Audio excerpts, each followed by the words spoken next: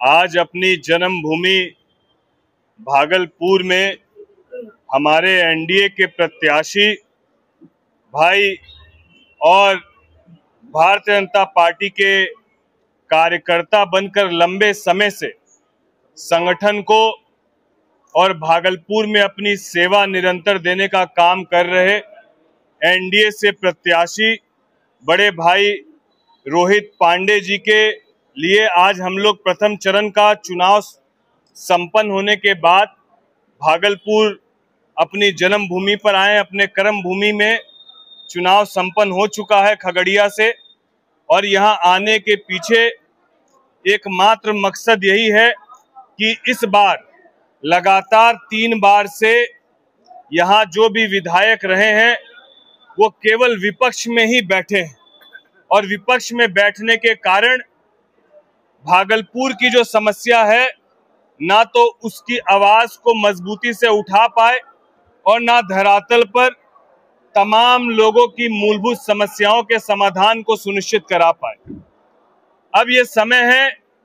कि क्या आगामी आने वाले 5 साल के लिए ये मतदान जो अभी हम लोग करेंगे, ये आने वाले भागलपुर के 5 साल के भविष्य को तय करेगा। इस बार कोई ऐसी चूक ना हो जाए कि फिर से एक ऐसे विधायक का हम लोग चयन कर बैठे कि 5 साल तक फिर भागलपुर का जो जनप्रतिनिधि है वो विपक्ष में बैठे। इस बार जरूरत है कि सरकार के साथ बैठकर भागलपुर की समस्या के समाधान को सुनिश्चित करने का जो काम करेगा,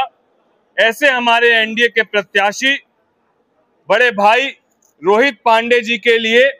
मैं समस्त भागलपुर की जनता से बतौर डिप्टी मेयर भी 5 साल आपके बीच सेवा करने का मौका मिला है, और अभी हमारे बीच हम लोग की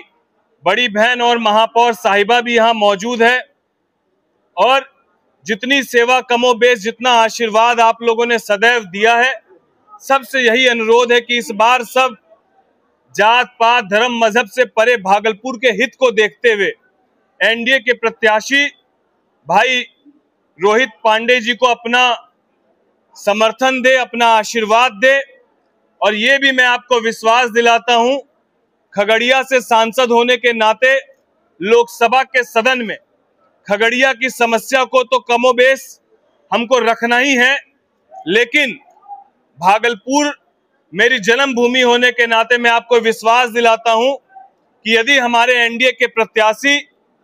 भाई रोहित पांडे जी प्रचंड बहुमत से यहां से जीत कर जाते हैं तो केंद्र सरकार से भागलपुर के लिए जो भी योजनाएं, जो भी बातें जो लोकसभा के सदन में रखने की जरूरत होगी, बड़े भाई यहाँ के सम्मानित सांसद अजय मंडल जी तो रखेंगे ही। मैं भी आपको विश्वास दिलाता हूं कि यहाँ की समस्या को मजबूती से लोकसभा के सदन में रखने का काम करूंगा। तो इस बार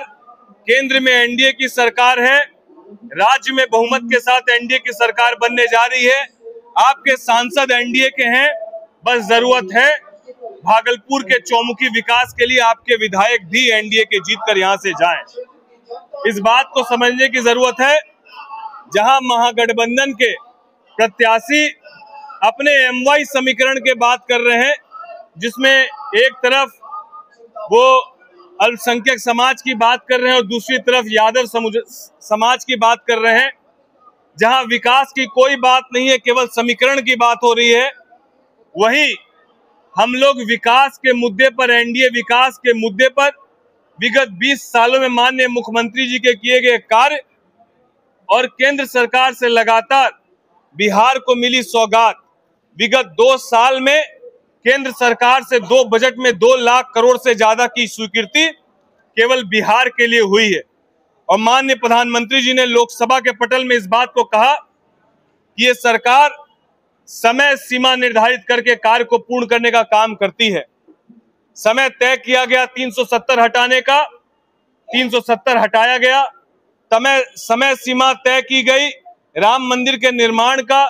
राम मंदिर का निर्माण पूरा हुआ।